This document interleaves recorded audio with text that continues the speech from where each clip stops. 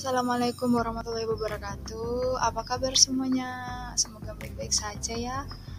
Di sini saya dan teman-teman saya, dua teman saya lainnya, di mana bernama Coirunisa dan Latifatul Fauziah. Nah, sedangkan saya sendiri yaitu Pancaswantini. Di sini kami akan mempraktekkan atau membagi tutorial tentang uji Wilcoxon, Kruskal-Wallis, dan uji menggunakan aplikasi SPSS.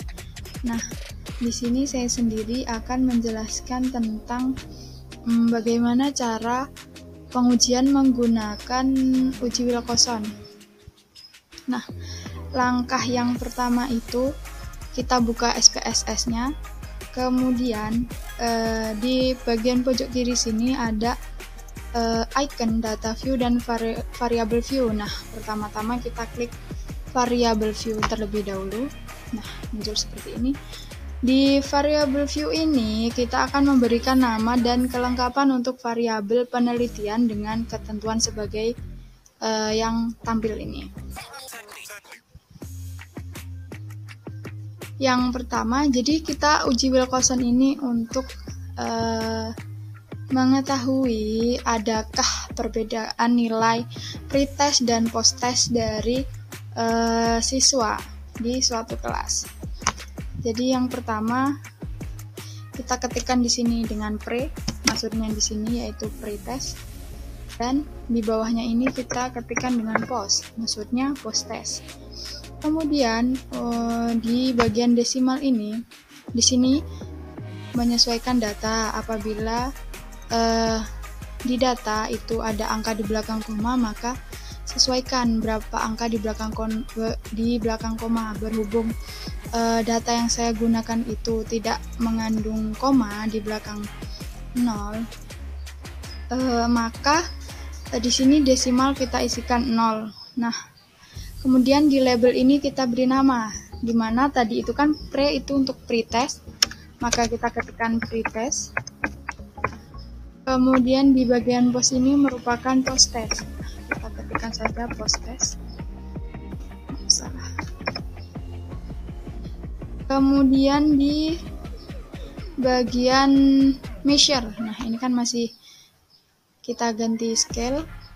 Di sini juga scale. Nah, sudah seperti ini, tampilannya sudah seperti ini. Selanjutnya kita beralih ke data view di bagian pojok kiri bawah tadi. Data view, kemudian nih sudah ada dua variabel pre dan post, artinya pretest dan posttest. Tinggal kita masukkan saja data atau nilai dari siswa itu. Bisa dengan cara copy paste dari Word atau bisa diketik satu-satu. Kalau di sini saya tinggal copy paste saja. Nah, seperti ini tampilannya. Kemudian langkah berikutnya yaitu klik menu analis, lalu pilih non-parametric text. Analis nih di atas, kemudian non-parametric nih di sini. Kemudian pilih legasi dialog yang bagian bawah, lalu pilih to relate sample. Nih. Oke, kita klik. Maka akan muncul tampilan yang seperti ini. Selanjutnya masukkan variabel pretest atau pre dan posttest ke kotak test pair secara bersamaan. Kemudian pada bagian test type berikan tanda centang. Ini kita masukkan ke sini dengan cara seperti ini. Kemudian klik. Oke, kemudian di bagian test type. Di sini karena kita akan melakukan uji Wilcoxon, maka kita centang di bagian tes Wilcoxonnya. Kemudian kita klik OK. Nah, jadi di sini nanti setelah kita melakukan uji tadi akan keluar output nih.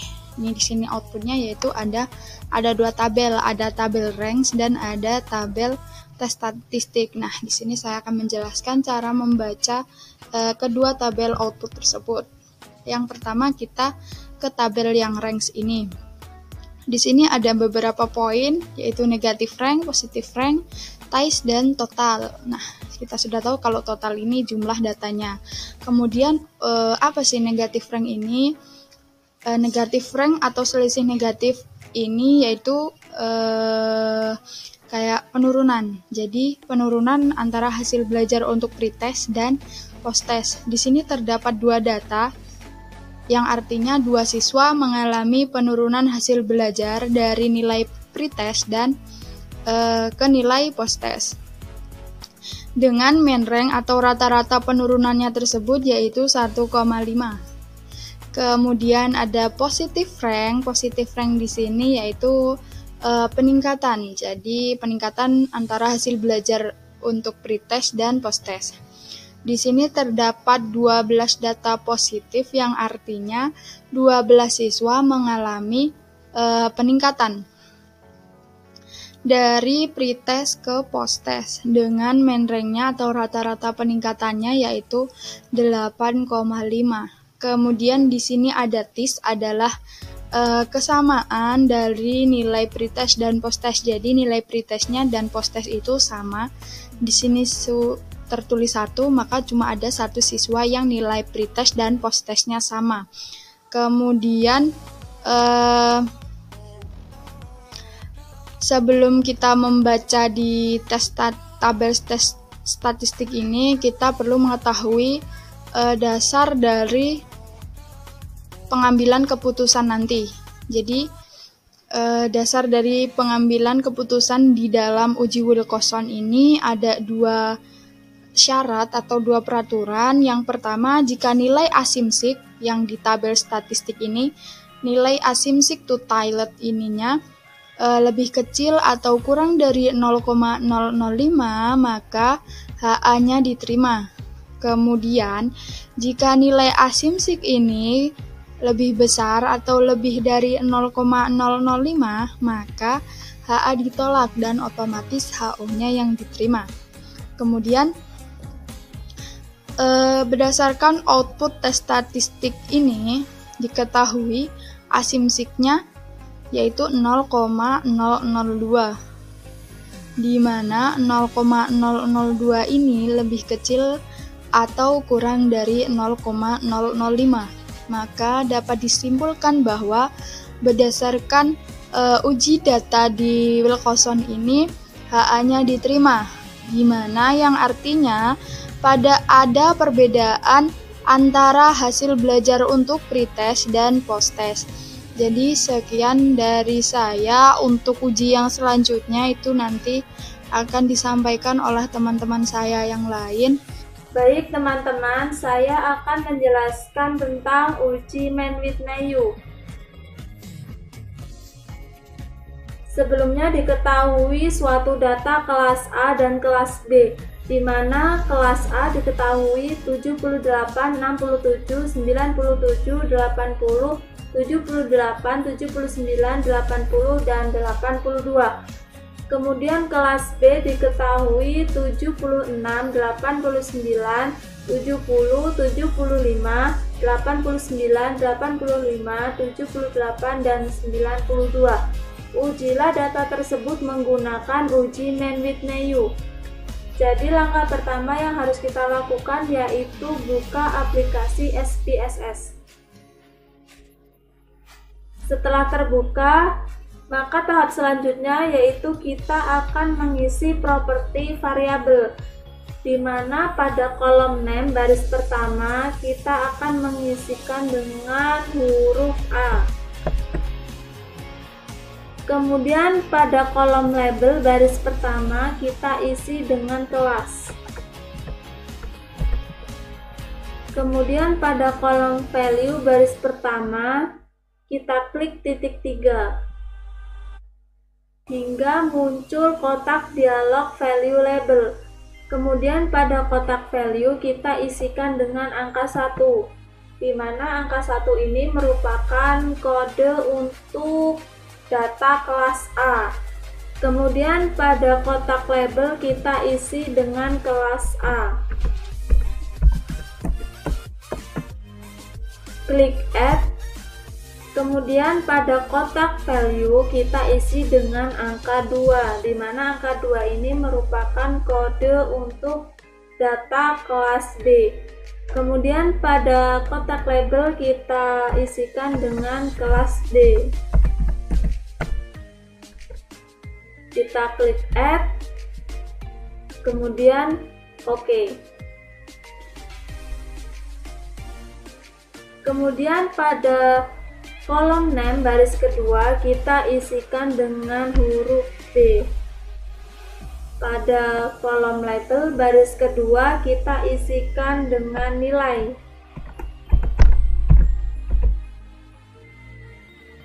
Selanjutnya kolom desimal pada baris pertama dan kedua kita ganti angkanya dengan 0. Nah, setelah selesai, kita akan memasukkan data ke data view. Kita klik data view. Kita akan masukkan data kelas A dan kelas B di kolom B. Kita kopas data kelas A.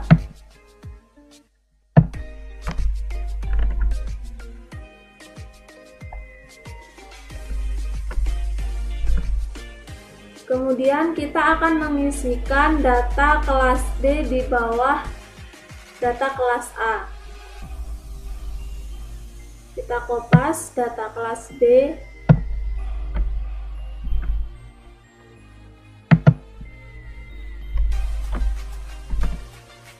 Kemudian pada kolom A kita akan mengisikan kode dari data kelas A dan data kelas B.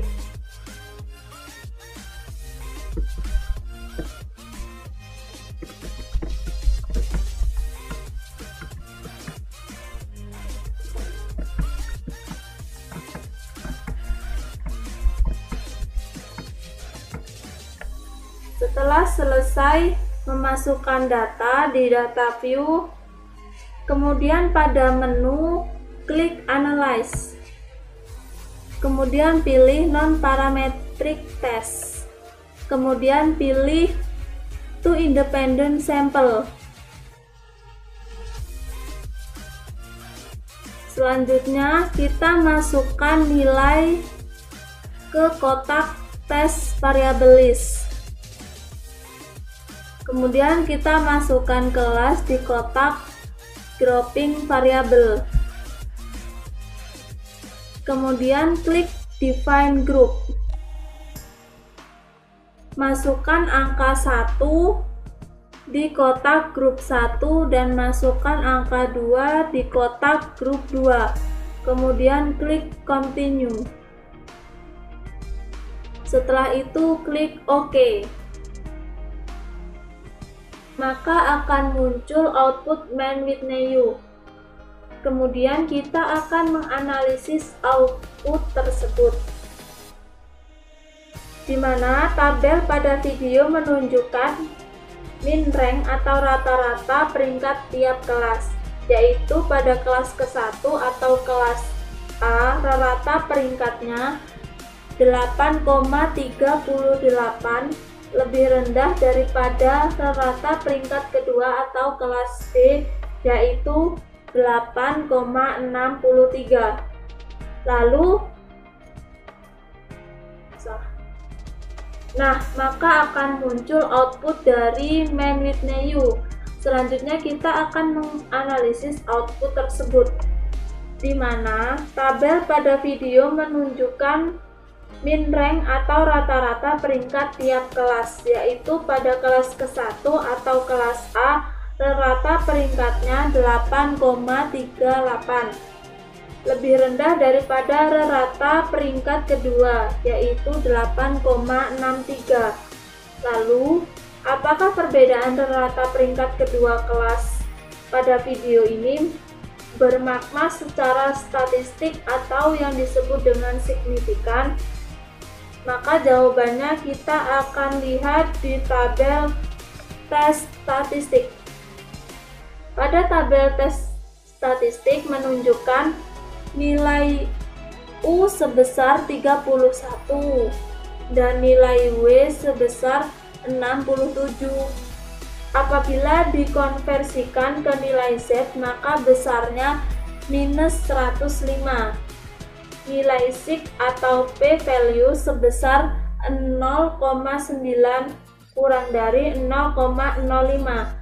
Jadi, apabila nilai p-value lebih besar dari batas kritis 0,05, maka terdapat perbedaan bermakna antara dua kelas, atau yang berarti HI ditolak. Jadi, kesimpulan dari uji Mann-Whitney test dengan SPSS ini yaitu karena bentuk dan penyebaran sama, maka hasil uji pada video ini juga dapat digunakan untuk menyimpulkan bahwa terdapat perbedaan median yang bermakna antara dua kelas. Apabila bentuk dan penyebaran kedua kelas tidak sama, maka uji Mann-Whitney hanya dapat digunakan untuk menyimpulkan adanya perbedaan rata atau min antara dua kelas.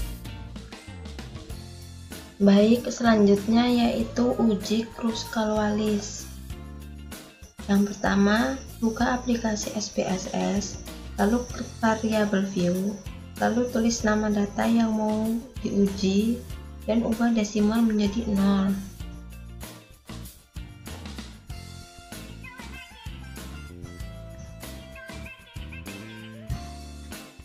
Di nama, kita tulis A, dan yang kedua kita tulis B, lalu di desimal kita ganti dengan angka 0, lalu di label kita isi dengan metode dan nilai.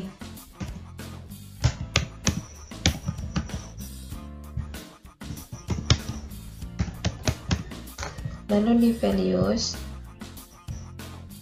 kita isi value yang pertama yaitu angka 1 dan label dengan A, lalu kita add, dan yang kedua kita isi angka 2 dan B, dan yang ketiga dengan C.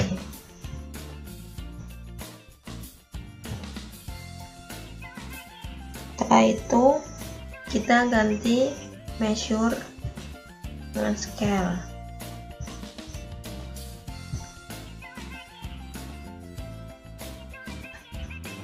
Kedua yaitu masukkan data pada bagian data view. Kita isi A ini dengan angka 1 pada baris ke-1 sampai 12.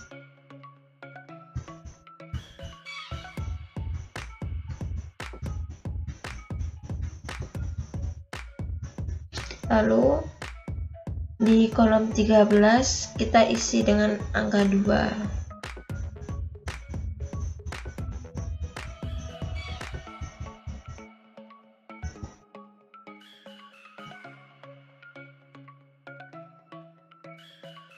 Lalu pada baris ke-24 kita isi dengan angka 3.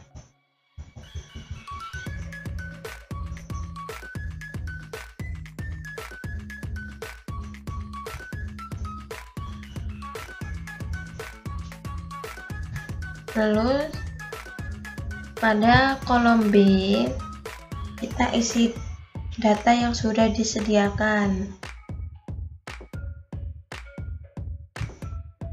Kita copy saja.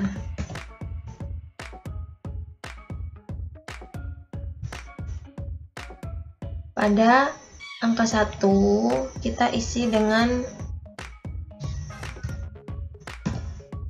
angka 64, 63, 31, 18, 56, 61, 62, 63, 40, 60, 61, 62. Dan yang kedua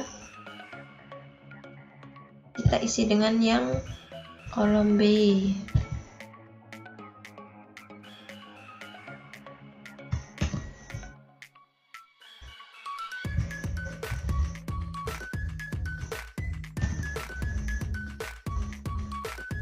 Lalu yang ketiga kita isi dengan kolom yang C.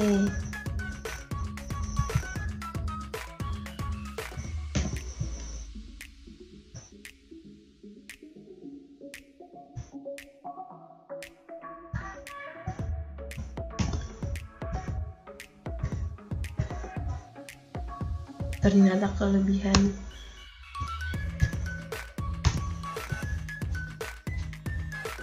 Setelah itu lalu klik grab, klik legasi dialog, lalu klik histogram, lalu akan muncul gambar seperti di layar.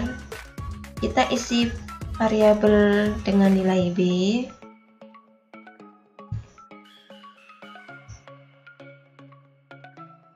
browse dengan metode A,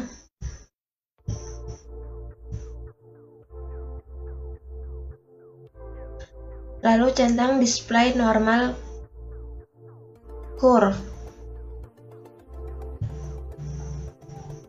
dan centang next variable.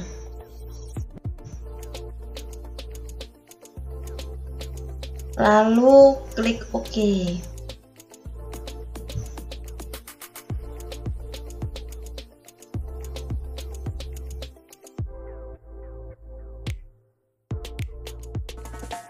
Dan hasilnya akan seperti ini. Tahap selanjutnya yaitu tahap analisis Kruskal-Wallis. Selanjutnya klik analis,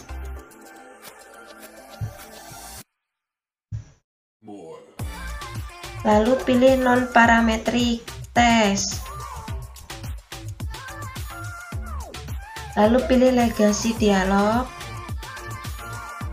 lalu klik K-independent sample.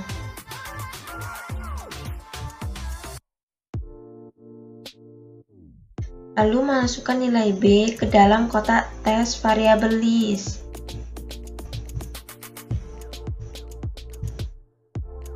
Dan nilai data A ke dalam kotak grouping variabel.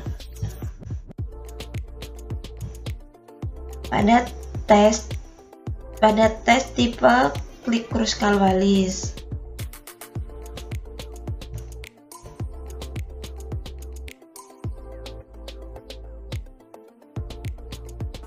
Kalau sudah, lalu tekan define rank. Di minimum kita isi dengan angka 1, dan di maksimum kita isi dengan angka 3. Lalu klik continue.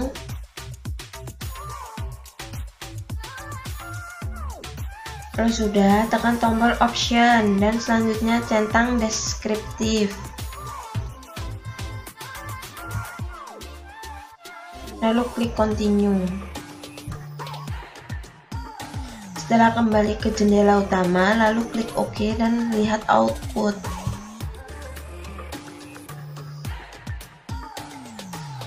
Dan hasilnya akan seperti ini.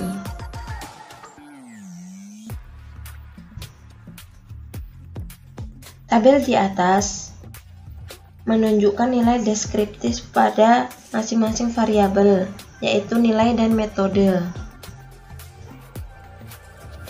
Tabel di atas adalah output Kruskal-Wallis dengan SPSS.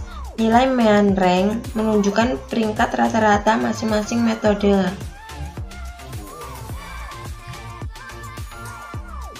Dalam kasus di atas, peringkat rata-rata C lebih tinggi daripada rata-rata B, yaitu 26,7, sedangkan yang B 13,82. Peringkat rata-rata B lebih tinggi daripada rata-rata A. Rata-rata B yaitu 13,82, sedangkan rata-rata A 11,83. Perbedaan tersebut semua secara keseluruhan bermakna secara statistik. Maka disinilah peran uji Kruskal-Wallis, yaitu mengukur secara statistik apakah besar perbedaan peningkat rata-rata signifikan atau tidak.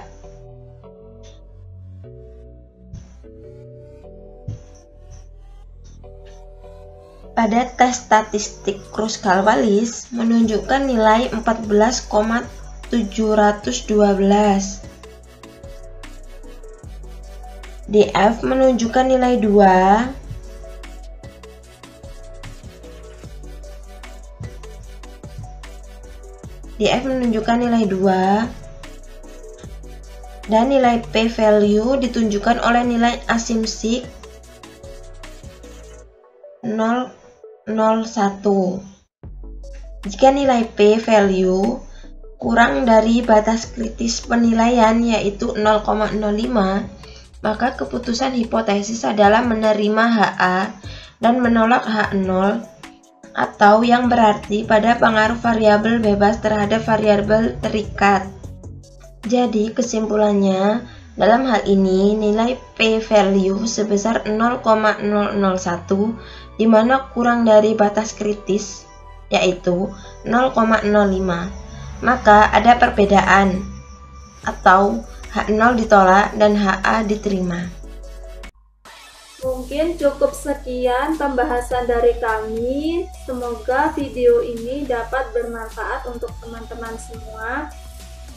Kurang dan lebihnya kami mohon maaf. Kami akhiri. Wassalamualaikum warahmatullahi wabarakatuh.